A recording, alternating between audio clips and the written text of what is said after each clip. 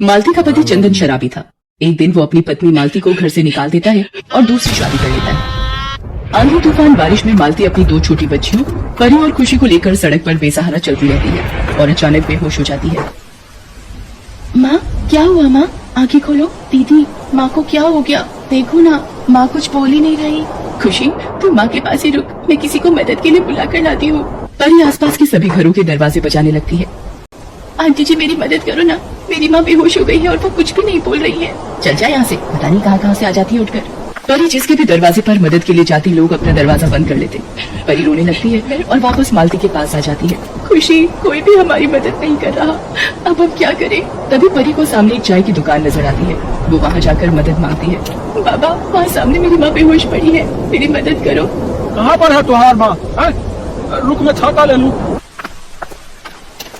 अरे ये तो सच में बेहोश है रे। अरे सुखिया, अरे तनिक जल्दी आ, यहाँ ये औरत बेहोश पड़ी है। अजी आती हूँ।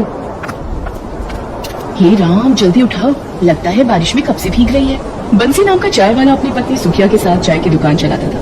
वो दोनों मिलकर मालती को उठाकर दुकान पर लाते हैं। कुछ देर बाद मालती को होश आता है। माँ, तुम्हें होश आ गया? माँ, तुम ठीक हो ना?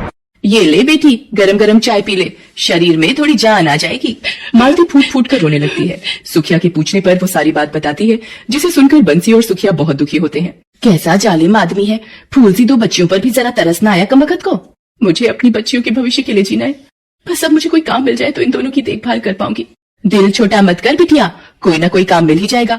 हम मियाँ बीवी इसी छप्पर में रहकर गुजारा करते हैं, तू भी बच्चियों को लेकर यहीं सो जा। मालती परी और खुशी को लेकर उसी छप्पर के नीचे सो जाती है।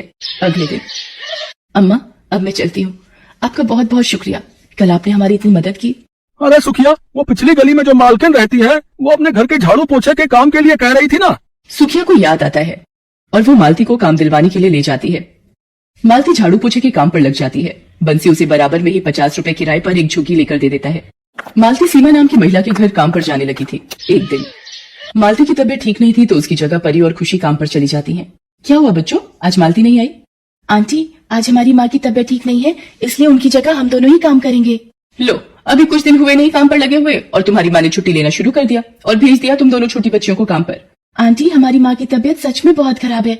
माँ ने हमें बोला था कि आपको उनकी तबीयत का बोलकर हम वापस चले जाएंगे, पर आपके घर इतना सारा काम देखा तो हमने सोचा कि हम आपकी मदद कर देते हैं, ताकि आपके काम की छुट्टी ना हो और आपको परेशानी ना हो। ये सब सुनकर सीमा चुप हो जाती है और दोनों बच्चियों को काम समझा देती है। परी और खुशी अपने छोटे छोटे हाथों से बर्तन, झाड़ू पोछा सारा काम करने लगती हैं। तभी, राखी बेटा, ये अपना पिज्जा ले लो, आ गया है। वाओ मम्मी, पिज्जा, ये तो बहुत ही टेस्टी है।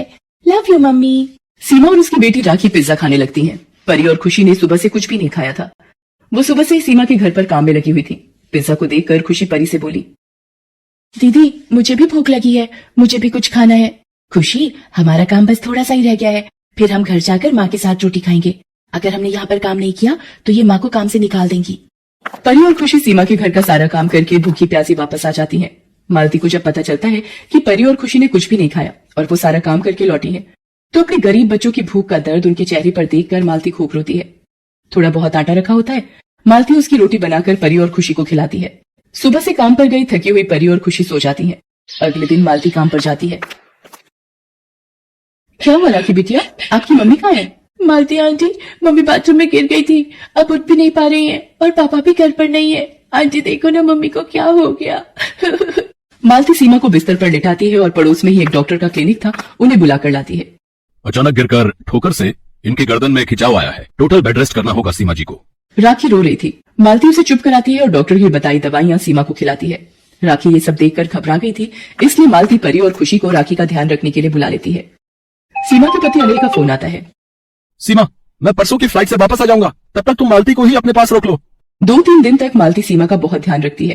परी और खुशी भी राखी के साथ खेलती रहती थी। अनिल भी वापस आ जाता है। अब मालती सुबह से शाम तक सीमा की देखभाल करती थी। धीरे धीरे सीमा ठीक हो जाती है। एक दिन, राखी बेटा, ये तुम्हारे लिए पिज्जा और बर्गर लेकर आया हूँ, आ जाओ जल्दी से खा लो। वाओ पापा, आज इतने दिनों के बाद मैं ये पिज्जा और बर्गर खाऊंगी। मम्मी की तबीयत खराब थी, तब से नहीं खाया। राखी पिज्जा खाने लगती है। सीमा को वो दिन याद आ जाता है जब एक बार परी और खुशी काम पर आए थे। तब उसने पिज्जा मंगवाया था और उन दोनों बच्चियों को भूखा ही घर भेज दिया था। आज उसे अपनी गलती का एहसास हो रहा था। उसे गरीब बच्चों की भूख को उस दिन पहचानना चाहिए था। परी, खुशी, दोनों इधर आओ मेरे पास। ये लो, तुम दोनों भी ये पिज्जा और बर्गर खाओ। मालती, आज से तुम हमारे सर्वेंट हाउस में ही रहोगी। परी और खुशी अब भूखी नहीं सोएंगी। तुमने मेरे लिए इतना कुछ किया, अब मेरी बारी है। उस दिन से मालती परी और खुशी के साथ सीमा के घर में ही रहने लगी। सीमा ने एक गरीब माँ और उसकी बच्चियों को सहारा देकर मानो मालती की दुखों से भरी जिंदगी पर मरहम लगा दिया था।